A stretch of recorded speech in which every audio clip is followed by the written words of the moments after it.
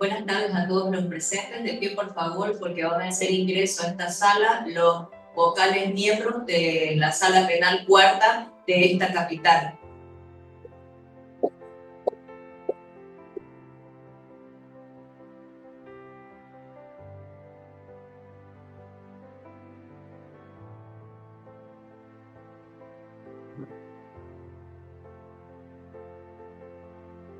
Buenas tardes.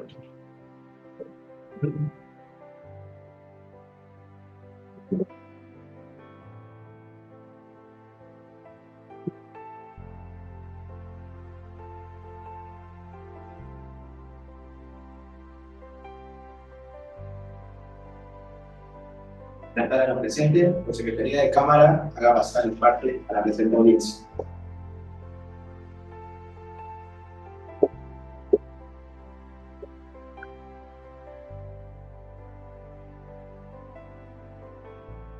Se convoca la audiencia de apelación de medidas cautelares para la presente audiencia a las partes, la imputada Vania Obstreicher, signado con el CUT 7011-030-2023, expediente 224.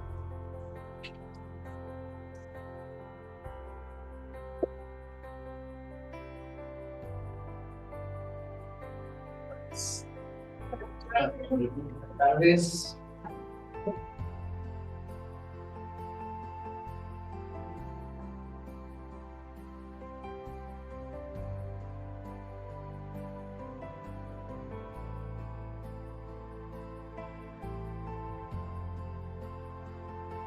Santa Cruz de la Sierra, 1 de febrero de 2024. Por Secretaría de Cámara, informe sobre la presente audiencia y si las partes se encuentran en el salón. La suscrita secretaria de Cámara informa a vuestras autoridades que de la revisión del cuaderno de apelación se tiene que las partes han sido todas legalmente notificadas para la presente audiencia, encontrándose presente la imputada Vania Obstreicher, acompañada de su abogado defensor, el doctor Néstor Rojas Yepes, como así también el representante del CEGIP, el doctor Osvaldo Obando, y el representante del Ministerio Público, el doctor Francisco Antonio Castro. Esto en cuanto informo a vuestras autoridades para fines consiguientes de ley. Gracias. Dado por la Secretaría de Cámara, señor presente, y se escuche la palabra a la parte apelante. Gracias, señor presidente. Hago uso de ella. Para efecto de registro, mi nombre es Víctor Javier Rojas Yepes, con RPA 6359832. La defensa de la señora Vania Obstreicher se ha alzado en apelación toda vez de que el auto interlocutorio número 15/2024 del 10 de enero de 2024 es lesivo, tomando en cuenta de que se tiene como agravio el debido proceso en su vertiente a la debida fundamentación y valoración, fundamentación y motivación, lo que deja en completa indefensión a mi defendida, tomando en cuenta de que se ha hecho una incorrecta compulsa de los medios de los actuados investigativos y la prueba de descargo presentada en la audiencia de medidas cautelares. Esto con relación al tema del domicilio y la ocupación, vulnerando de esta manera lo establecido en el artículo 171 del Código de Procedimiento Penal, es decir, la libertad probatoria, y asimismo el artículo 173, que es la debida valoración a los medios probatorios, y el artículo 124 del Código de Procedimiento Penal, que es la debida fundamentación y motivación que deben contener este tipo de resoluciones, como es el auto interlocutorio de una audiencia de medidas cautelares, y principalmente el artículo 236 en su inciso 4 del Código de Procedimiento Penal.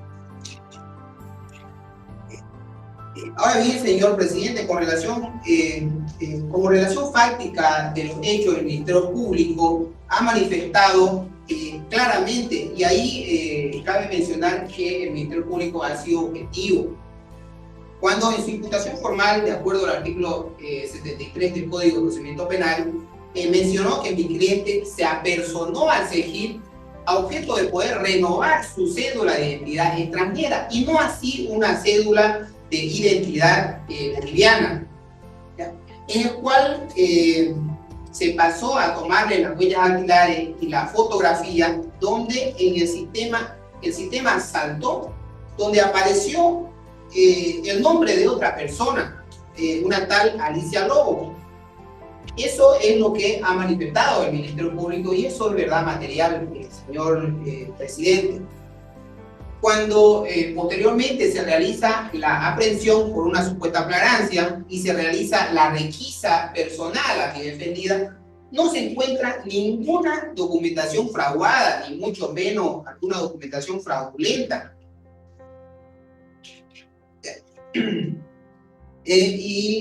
Todo lo que ha presentado el Ministerio Público en su imputación formal ha sido simple y llanamente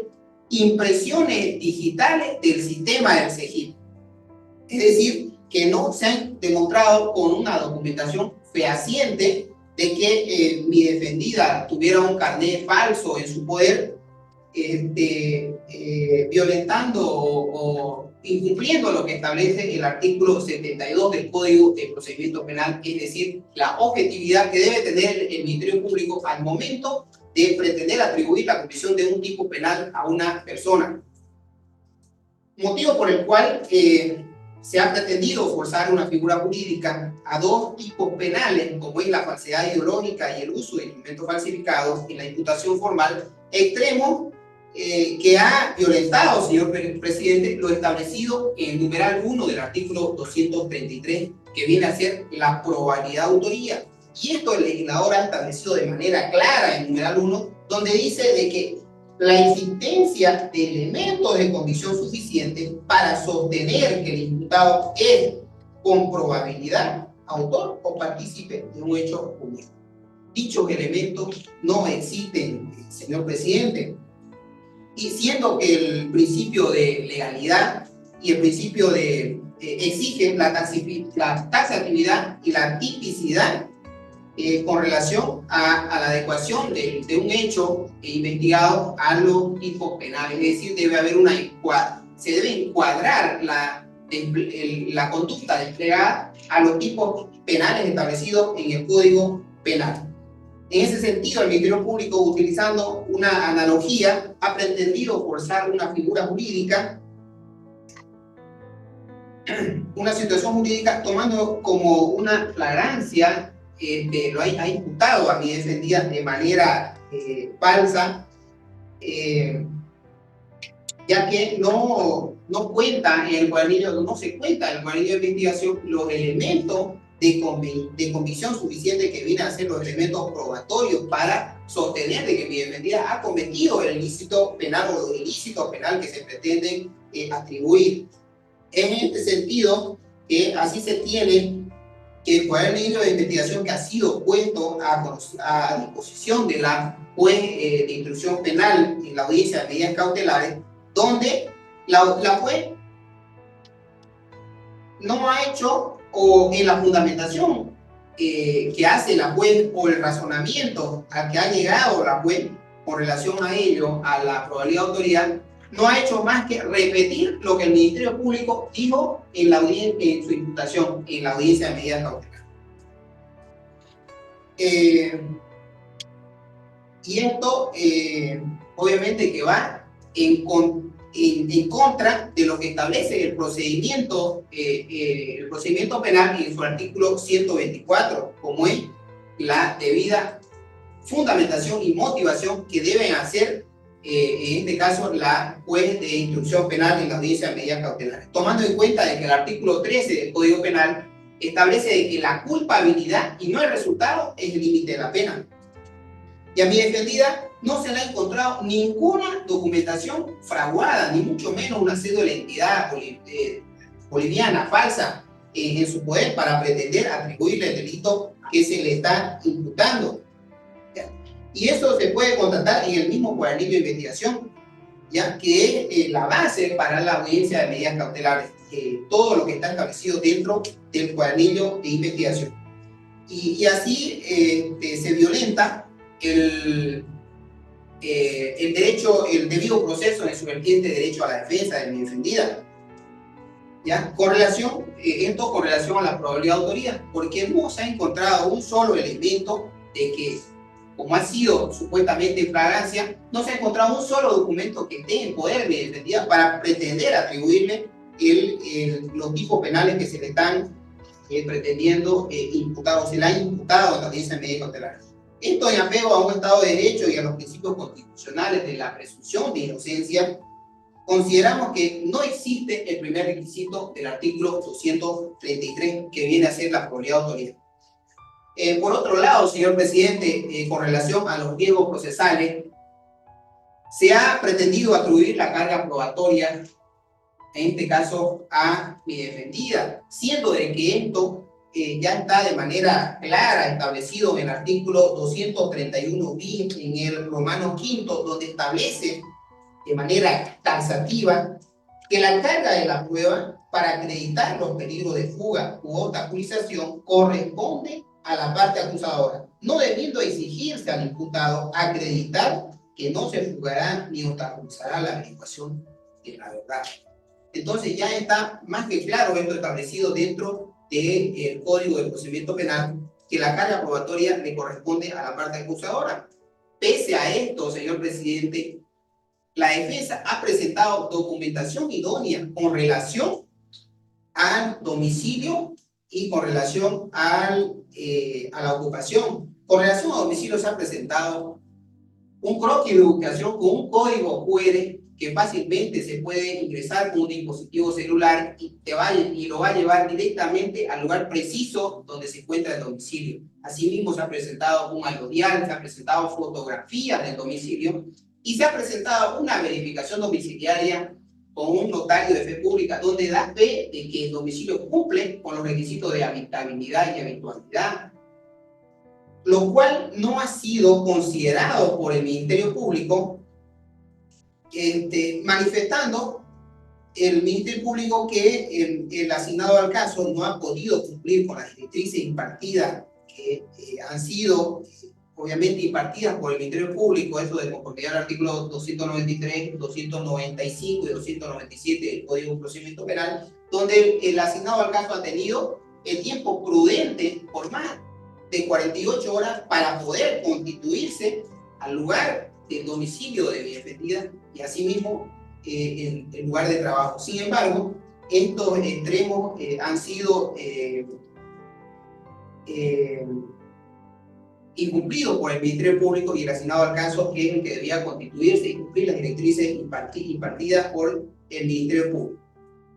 Asimismo, la señora juez de instrucción penal en la audiencia de medidas cautelares no hace una correcta compulsa de los medios o de la documentación presentada por la parte de la defensa. Es más, al momento de compulsar la prueba, la señora juez en la audiencia de medidas cautelares, ella se contradice porque primeramente dice se reconoce el domicilio, pero no se reconoce la habitualidad. Extremo que prácticamente incumple con la parte y fin del artículo 234 del Código de Procedimiento Penal. Motivo por el cual, por el principio de libertad probatoria, vamos a hacer llegar a sus ilustres autoridades la documentación que se ha presentado en la audiencia de medidas cautelares a través de la secretaria. Vamos a hacer llegar para que su autoridad pueda verificar que se ha cumplido pese a que no nos correspondía la carga probatoria. Le hacemos llegar para que sus autoridades puedan verificarlo y ver que se ha cumplido pese a que no nos correspondía la carga probatoria, violentando de esta forma el principio de objetividad que debía tomar en cuenta esta documentación presentada en la audiencia de medidas cautelares. Asimismo, en este caso, con relación al domicilio, pedimos a sus autoridades que se tenga por acreditado con relación a la vertiente domicilio. Ahora bien, con relación al tema de la ocupación, se ha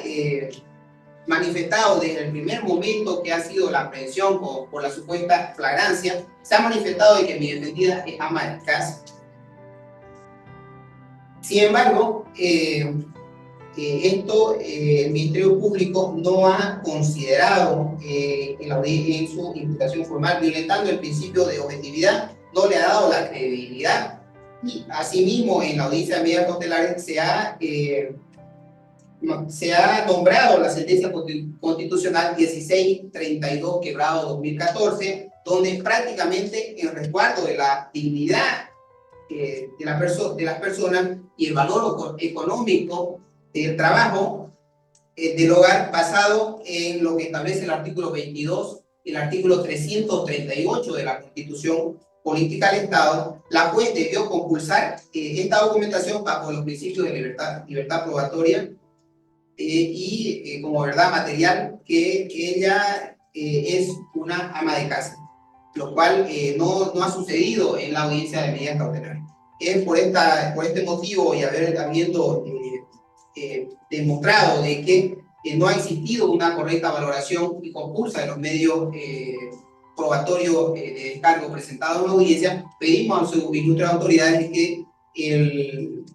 numeral 1 con relación del 234 con relación a la vertiente trabajo quede acreditado al igual que el domicilio. Y con relación al numeral 2 del artículo 234, siendo subsidiario al numeral 1 del artículo 234 y habiendo acreditado un arraigo natural, pedimos que del mismo modo quede por desvirtuado. Ahora bien, señor presidente, con relación al artículo 235 en su numeral 2, con relación a este artículo, la juez en la audiencia de medidas cautelares, en la parte dispositiva, pretende o activa el numeral 2 del artículo 235, y en la parte más importante, que es la parte considerativa, no hace ningún tipo de fundamentación, o no fundamenta ni valora, o no hace una valoración en la parte considerativa. Y en la parte dispositiva pretende activar el numeral 2 del artículo 235. Y esto, en este sentido, al no haber habido una correcta fundamentación y motivación con relación al numeral 2 del 235, se debe aplicar el principio de favorabilidad, que al no estar fundamentado y motivado, esto violenta la parte infine del artículo 235 y en la parte infine del artículo 235 ter, donde de manera taxativa establece de que el peligro de obstaculización no se podrá fundar en meras presunciones abstractas, sino que deberá surgir de la información precisa y circunstanciada que el fiscal o querellante aporte en la audiencia y de razonabilidad suficiente de que el imputado obstaculizará la averiguación de la ley, lo cual no ha sucedido en la audiencia de medidas cautelares, señor presidente. De esta manera, se estaría violando el debido proceso porque en el hipotético caso de que nos vamos a una audiencia de cesación a la detención preventiva, no sabemos cómo y de qué manera vamos a poder desvirtuar estos riesgos procesales activados, porque el artículo 239 en su numeral, en su inciso 1, es clarísimo al respecto, donde establece de que cuando nuevos elementos demuestren que ya no concurren los motivos que la fundaron. Y acá no sabemos de manera objetiva, clara y precisa cuáles son estos motivos que fundaron la detención preventiva con relación al artículo 235.2. No sabemos cómo, en este caso, cómo y de qué manera mi defendida podría recobrar una cesación a la detención preventiva en una audiencia, en una posible audiencia de cesación a la detención preventiva. Habiendo identificado plenamente, señores presidentes, señores dignos de este tribunal, los agravios al debido proceso, la seguridad jurídica, el principio de legalidad, el principio de tipicidad y taxatividad, voy a pedir a sus ilustres autoridades se declare admisible y procedente el presente recurso de apelación incidental en apego al principio de favorabilidad que establece el artículo 7 y 222 del Código de Procedimiento Penal y el artículo 6 y 116 de la Constitución Política del Estado, que viene a ser la presunción de inocencia, tomando en cuenta de que el legislador ha sido sabio al establecer en el artículo 231 bis una gama de medidas cautelares personales del 1 al 9, ¿ya? Que en el hipotético caso de que sus ilustres autoridades consideren de que existe el numeral 1 del artículo 233, voy a pedir que se le impongan medidas personales de las que están del 1 al 9 del artículo 131 bis, que cumplen la misma finalidad de la detención preventiva. Ahora bien, con relación a que el Ministerio Público pretende de que al ser un delito de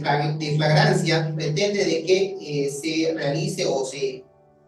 inicie un procedimiento inmediato por delito flagrante, cabe mencionar que en su imputación el Ministerio Público ha manifestado de que aún existen otras personas más que estarían implicadas en este caso, por lo tanto queda necesario de que se realice una etapa investigativa como es la etapa preparatoria para poder esclarecer estos hechos y asimismo mi defendida pueda también aportar con diligencias investigativas que demuestren o que mantengan su inocencia, que está garantizada por nuestra Constitución Política del Estado. Es todo, señor presidente. Tiene presente, lo tratado por la parte apelante. Asimismo, se le concede la palabra al presidente del Ministerio Público para que haga uso de. Muchas gracias, señor presidente y miembro de este tribunal. Vamos a hacer uso de la. Señor presidente, en primer lugar, el Ministerio Público se va a adherir y le va a ratificar en lo establecido en el auto interlocutorio 15/2024 de fecha 10 de enero de 2024, emitido por el juez Algo del juzgado 20 de instrucción de vía penal. Esta audiencia medida cautelar fue llevada a cabo por los delitos de falsificación ideológica y uso de instrumentos falsificados. El mismo que la defensa pretende hacer ver a este digno tribunal y hacer caer en error, porque trata de hacer ver como si se le estuviera imputando por un delito de falsedad material. Y la imputación y el auto interlocutorio es claro cuando dice falsificación ideológica y uso de instrumentos falsificados. Note usted, señor presidente, que el artículo 199 del Código Penal es claro cuando dice el que insertare o hiciera insertar un instrumento público, en un instrumento público, en este caso una cédula de identidad, declaraciones falsas concernientes a un hecho que el documento deba probar de modo que pueda resultar perjuicio, este será sancionado con privación de libertad de 1 a 6 años. Señor juez, el imputado ha adecuado y ha subsumido, de acuerdo a lo que establece el artículo 233 su numeral 1, ¿en qué sentido? En el sentido de que, si bien no se le ha encontrado alguna prueba material que pretende hacer creer la defensa, no se le ha encontrado una documentación de nacionalidad boliviana físicamente, existe ante esta institución gubernamental que es el CEGIP, los sistemas digitalizados. Es decir, que desde que usted ingresa a dicha institución, ya, entra por reconocimiento facial, identifica qué persona es. Más aún, cuando esa persona a la ventanilla de extranjería a poner su huella digital. Siendo, señor presidente, que un mes antes la ciudadana Vania Fletcher se había personado a renovar una licencia de conducir con nacionalidad boliviana que responde al nombre de Alicia Lobo. Señor juez, estamos hablando de hechos, señor presidente, estamos hablando de hechos que no tienen un margen de diferencia de más de un mes. Es decir, habiendo renovado su licencia con la nacionalidad boliviana, con otro nombre, pretende sorprender a la institución del CEGIP, ya, a ir a renovar una cédula de extranjería. Es en este sentido, señor, que su conducta se adecua a lo establecido en el artículo 199 Y en consecuencia, al tener conocimiento y al hacer insertar documento,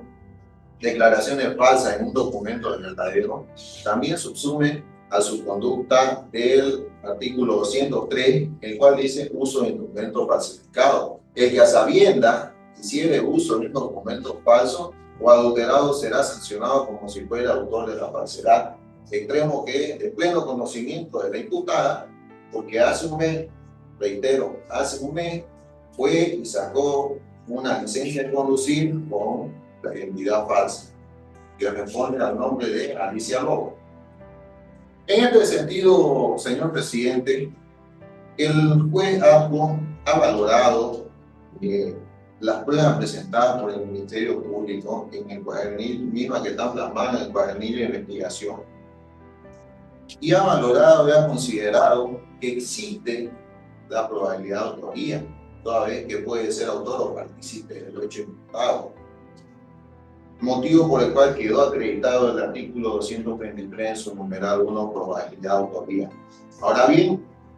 el artículo 233 en su numeral 2 también establece los riesgos procesales, señor presidente, en el cual se ha acreditado lo que establece el 234 en su numeral 1 y 2, peligro de fuga, como también el 235 en su numeral 1 y 2, peligro de obstaculización. ¿En qué sentido? El imputado no ha demostrado un arraigo natural que pueda demostrar que éste se va a someter a lo que dura el proceso, a la investigación en cuestión. Si bien es cierto que, de acuerdo a lo que establece el 231 en su numeral, en el Romano V de la Carta de la Prueba, lo tienen los acusadores, en este caso el suplito fiscal de representación del Ministerio Público, no es menos cierto, señor presidente, que para que el Ministerio Público pueda hacer una verificación, pueda constituirse a su domicilio, a su fuente laboral, el imputado debe dar la información precisa y certera para que el policía investigador al caso, asignado al caso, pueda constituirse y hacer la verificación correspondiente, hecho que no ha sido proporcionado por el imputado al momento de su declaración. Es más, los datos presentados, como su ilustre autoridad podrá verificar en el acta de declaración,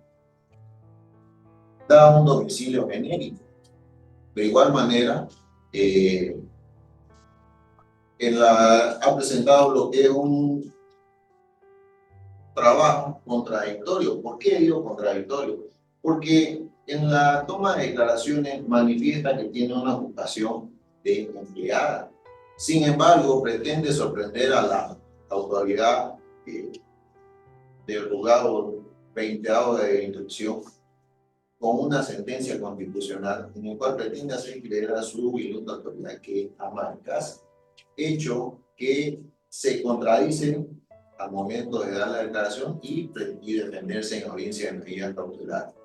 Motivo por el cual se le ha reconocido, si bien es cierto, ha presentado documentación de familia, de estar su padre presente en dicha audiencia,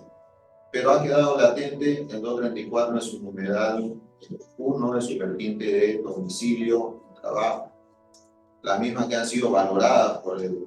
juez de instrucción, y ha quedado latente dicho riesgo procesal. Y en consecuencia, el 234 en su numeral 2, de igual manera, ser subsidiario del numeral 1, también ha quedado latente dicho riesgo procesal. También ha quedado latente, señor presidente, el 234 en su numeral 1 y 2. Primero, que en su numeral 1, el artículo 235 numeral 1 es claro cuando dice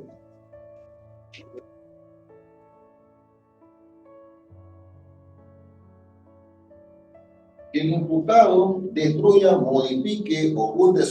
suprima o falsifique elementos de prueba. Señor juez, están todas las condiciones dadas por el delito en el cual se le está imputando para que el ahora imputado pueda realizar todos estos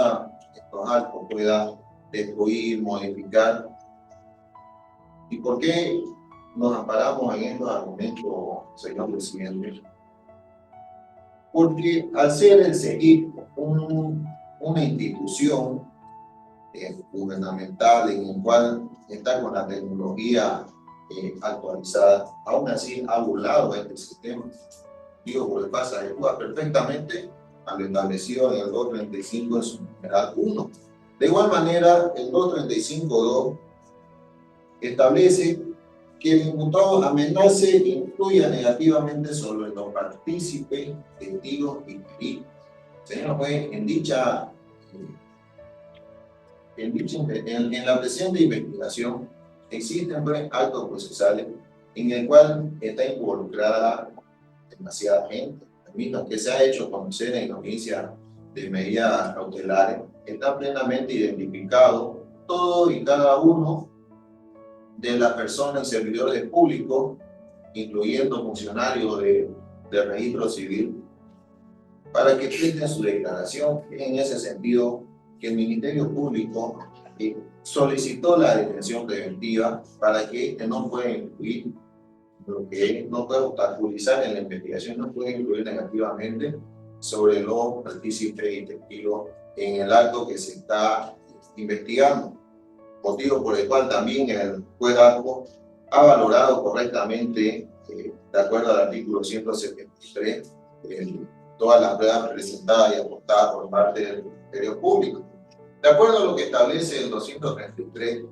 el plazo de la detención preventiva, el Ministerio Público ha solicitado y ha sido ordenado también mediante auto interlocutorio la detención del plazo de los 30 días. ¿Y por qué el plazo de los 30 días, señor presidente? El plazo de los 30 días es un tiempo prudente para que el Ministerio Público pueda recabar todos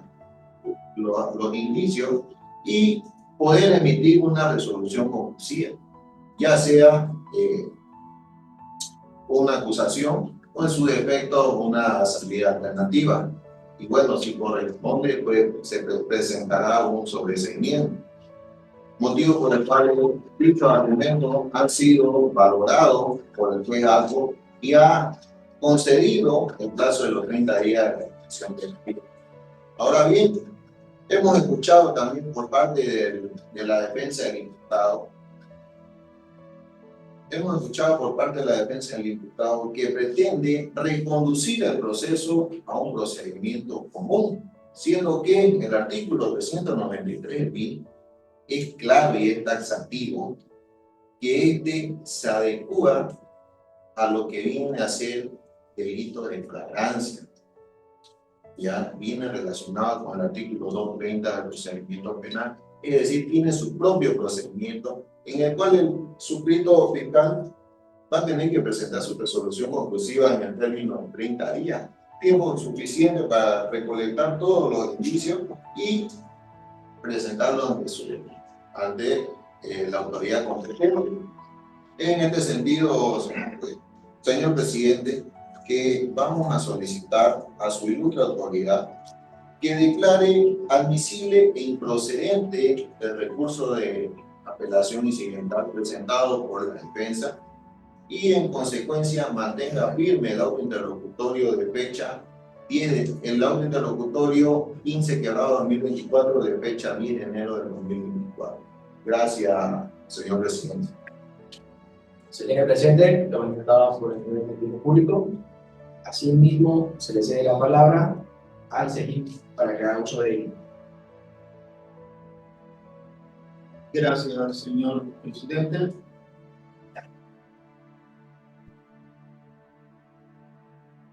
Gracias, señor presidente. Hago uso de ella.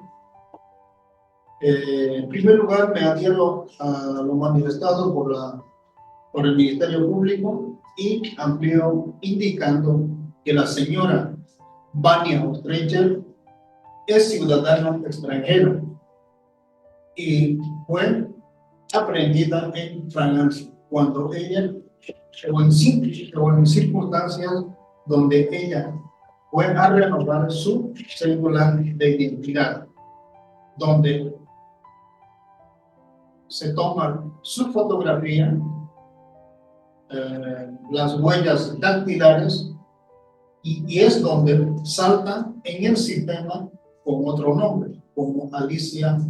Lobos, con las mismas huellas dactilares.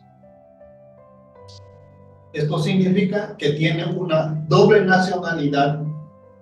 una boliviana, otra extranjera. Y ha cometido su conducta, se ha subsumido en el delito de falsedad ideológica y uso de instrumentos falsificados, previsto y sancionado en el artículo 199 y 203 del Código Penal. Además, señor presidente, hace un mes atrás,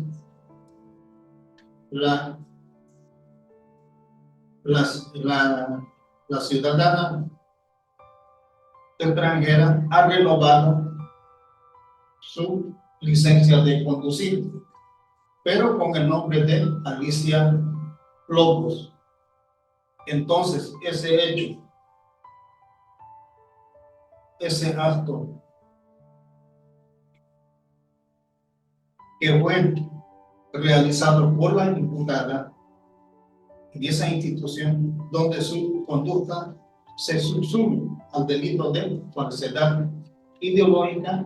y uso de instrumentos falsificados. En este caso,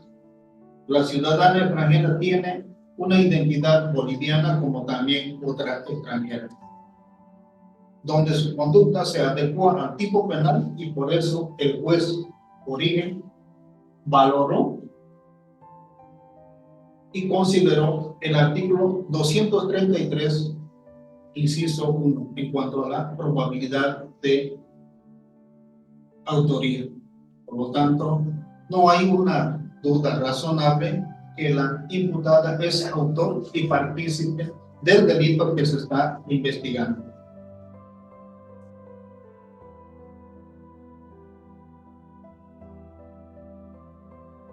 Como también está claramente establecido que fue demostrado la fragancia conforme al artículo 227 y 230 del Código de Procedimiento Penal, y se dio cumplimiento a 3 presupuestos que indica la fragancia. Y dice que el primer presupuesto, el autor del hecho es sorprendido en el momento de intentar cometer el hecho. El segundo presupuesto, el autor del hecho cometió el delito. Y el tercer presupuesto, el autor del hecho es perseguido por la fuerza pública. En este caso se dio cumplimiento al primer presupuesto, donde el autor del hecho es sorprendido al momento de cometer el hecho. Ahora bien, en cuanto a los riesgos procesales, como ya indicó el señor fiscal, en su artículo 234, numeral 1 y 2, y el artículo 235, numeral 1 y 2 también se encuentran latentes, por lo que solicita a su autoridad admisible que declare admisible e improcedente el recurso de apelación incidental interpuesto por el abogado de la defensa. Eso sería todo, señor. Si tiene presente, vamos a poder seguir.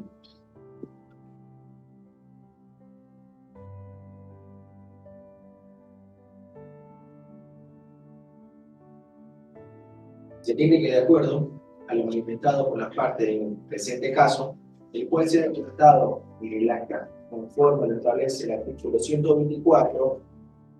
del Código de Procedimiento Penal, el cual claramente dice que las resoluciones de auto introductorio y sentencia tienen que estar debidamente fundamentadas y motivadas, un requisito sine qua non que debe cumplir la autoridad judicial. Asimismo, no puede ser reemplazado por citas legales Y esto va en concordancia con el artículo 115 y 117 del Código de Procedimiento Penal, el cual garantiza el derecho fundamental al debido proceso, respaldado por la sentencia constitucional 1302-15 del 18 de noviembre de 2015. Asimismo, es pertinente citar el artículo 173 del Código de Procedimiento Penal, que la detención preventiva se realizará cuando la misma sea de manera indispensable para asegurar la finalidad de medidas cautelares y deberá el Ministerio Público y las partes fundamentar sobre la concurrencia de los tres presupuestos procesales: la probabilidad de autoría, riesgo de fuga de obstaculización y los actos investigativos. Lo que quiere decir que las partes acusadas tienen la facultad de establecer la concurrencia en estos tres requisitos dentro del marco del principio de legalidad para disponer la medida extrema de la detención preventiva. Asimismo, el artículo 231 bis romano quinto, modificado por la ley 1173 de 3 de mayo de 2019, expresa de manera clara que la carga probatoria no puede atribuirse su responsabilidad al imputado, y en caso de ocurrir riesgos procesales, se debe realizar un test de proporcionalidad y un test de racionalidad, y establecer si en estos riesgos procesales pueden ser garantizados por otras medidas cautelares. En caso de que estas medidas cautelares no garanticen o contrarresten estos riesgos procesales, se dispondrá la medida extrema de detención preventiva.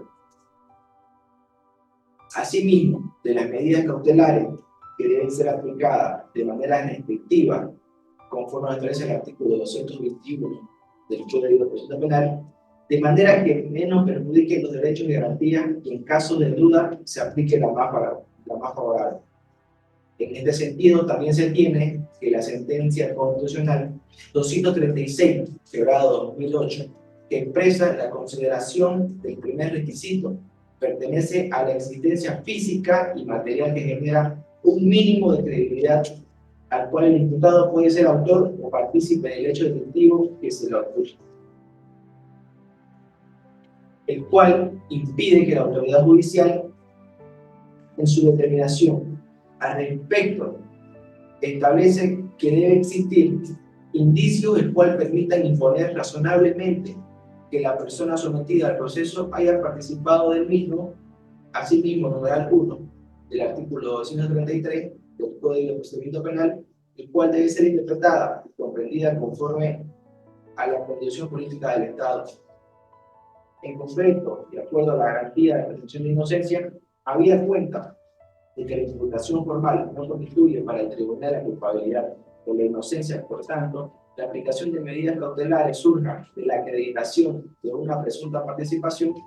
Dicho concepto probable debe emerger de una valoración armónica e integral de elementos de juicio que sean objetivos y concretos, como ser el resultado de mera imaginación del jugador, ni que la parte acusadora, con relación al requisito número 2 del artículo 233 del Código de Procedimiento Penal,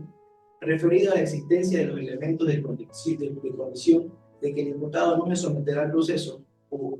obstaculizará la verdad en el mismo marco de consideraciones y antecedentes correspondientes al acusador, o que la víctima, al registrar la concurrencia, es decir, que el acusador en la audiencia debe indicar cuál es el riesgo procesal que se presenta. Si es más de uno, deberá identificar cuáles son ellos y finalmente el porqué de la detención preventiva que solicita.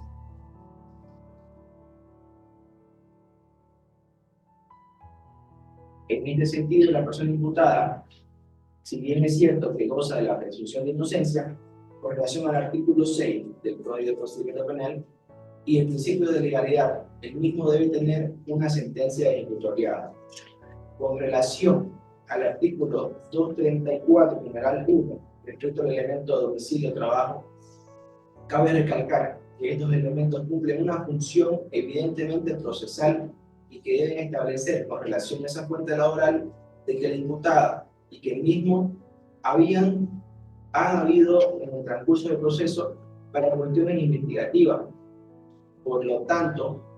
esos dos elementos garantizan que la imputada no se va a fugar. En cuanto al domicilio, se manifiesta que ha indicado como un domicilio que no ha valorado íntegramente el tribunal, que el mismo había sido indicado por el Ministerio Público y el SEGIP, el cual se manifiesta que han sido valorados. Sin embargo, de la revisión del auto se logra establecer y se logra valorar de forma positiva en cuanto a la existencia del certificado notarial, certificado de domicilio y la fotografía de habitabilidad de un croquis con QR, y esos elementos tienen que ser valorados por la autoridad judicial. En este sentido,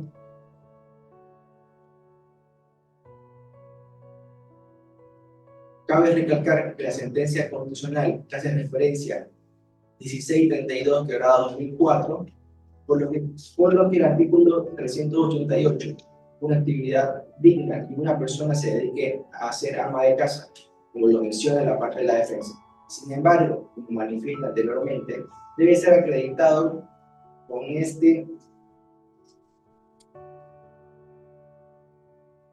debe ser manifestado como ama de casa, pero en audiencia no ha establecido que la documentación se presenta, por lo cual no se tiene una precisión para establecer esta actividad, razón por la cual este riesgo procesal queda subsistente para la ocupación. Con relación al riesgo procesal de obstaculización, el artículo 235 del numeral 1, la revisión del auto recurrido, se tiene que no ha fundamentado el respecto ni ha indicado por qué no concurre el riesgo procesal, solamente lo cita por parte resolutiva, por lo que es obvio que se vulnera y no puede establecer un riesgo procesal sin ser fundamentado, cuál de la existencia del mismo.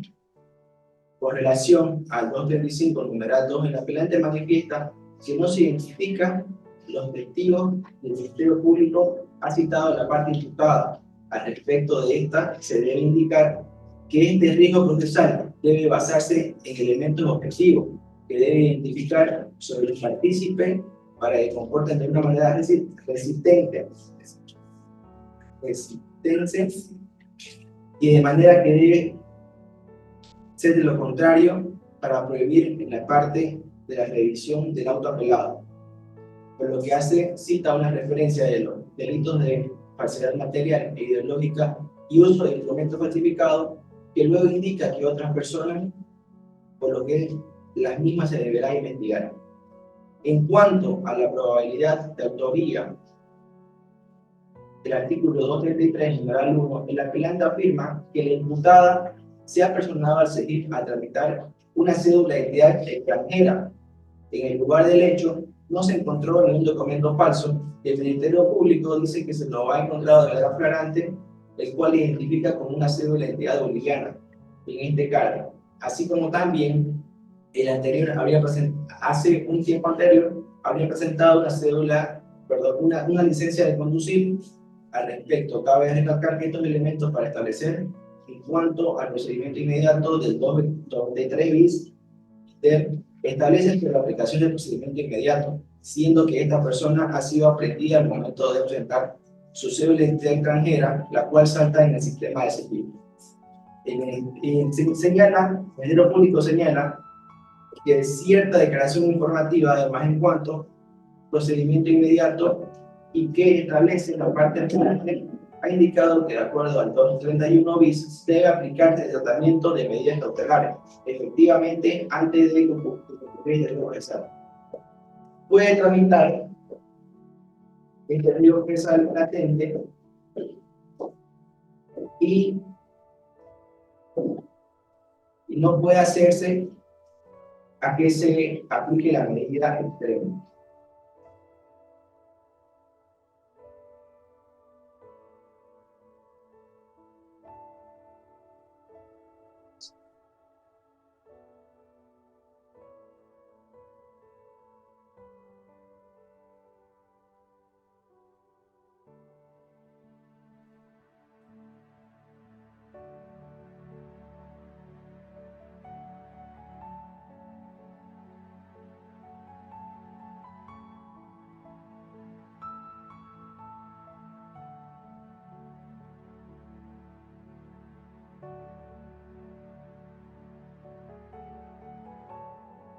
Por tanto, la Sala Penal Cuarto y el suscrito cabe disponer la medida cautelar en el auto recurrido revocando parcialmente la resolución de la primera sala. De acuerdo al artículo 136,